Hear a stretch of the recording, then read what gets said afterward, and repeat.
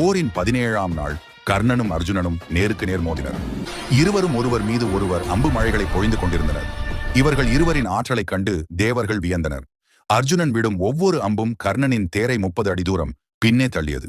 அதே சமயம் கர்ணன் எய்த அம்புகள் அர்ஜுனனின் தேரை 10 அடிகள் மட்டுமே பின்னே தள்ளியது.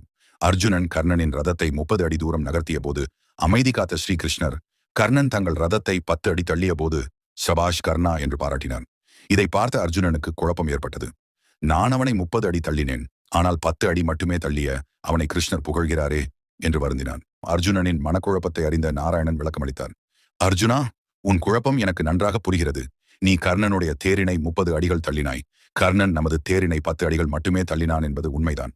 ஆனால் ஒன்றை நினைவில் கொள், கர்ணனது ரதத்தில் அவன் மட்டுமே இருக்கிறான்.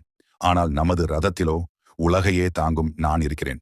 அது மட்டுமின்றி உன் சகோதரன் பீமன் ஆஞ்சநேயரிடம் இருந்து பெற்ற வரத்தின்படி உனது ரதத்தின் கொடியில் ஆஞ்சநேயர் வீற்றிருக்கிறார். எனவே எனது பலமும் எச்சினுவமனின் பலமும் சேர்ந்து உன் ரதத்தை பாதுகாக்கிறது.